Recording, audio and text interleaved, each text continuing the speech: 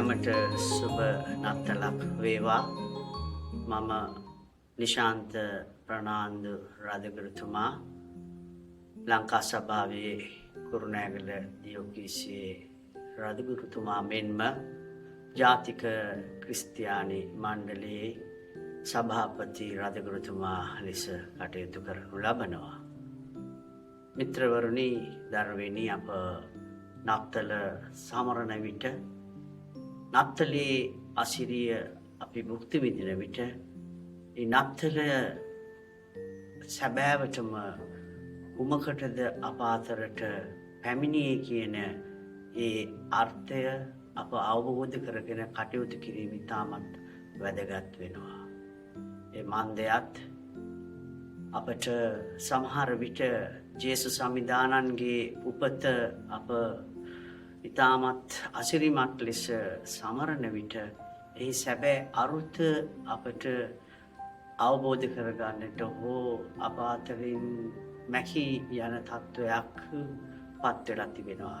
ඊට හේතුව වන්නේ විශේෂයෙන්ම නත්තලත් සමගම මුළු ලෝකය පුරාවටම මේ වාණිජ්‍යකරණය, වාණිජ්‍ය රැල්ල, ඒ අසිරිය හේතුවෙන් නත්තල වෙළඳ භාණ්ඩයක්, නත්තල් සීයා වෙළඳ භාණ්ඩයක් බවට පත්වීමේ ඒ ප්‍රවණතාවයයි.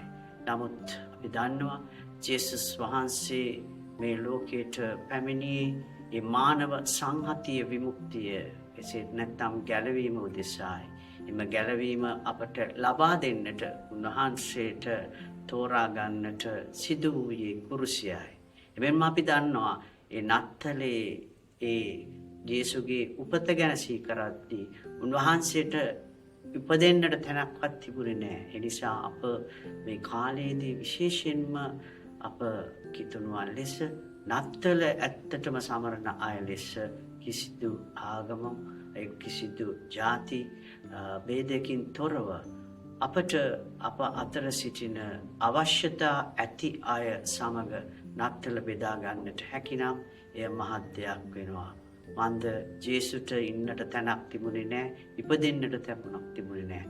ඒ වගේම අද අපේ සමාජයේ විවිධ හේතුන් නිසා, විවිධ අභියෝග නිසා බොහෝ අයට, සමහරට කුඩා දරුවන්ට විශේෂයෙන්ම ඔවුන්ට අඩු අවම පහසුකම් තුළ ජීවත් වෙන්නට සිදු වෙනවා ඇති. අපිට එවැනි අය තෝරාගෙන, එවැනි අවශ්‍යතා ඇති අය තෝරගෙන මෙම නත්තල ඔවුන් සමග සමරන්නට හැකි වෙනවා නම්, එවැනි අයට අත්වලක් වෙනවා නම් එය මහත් අසිරිමත් නත්තලක් වේ.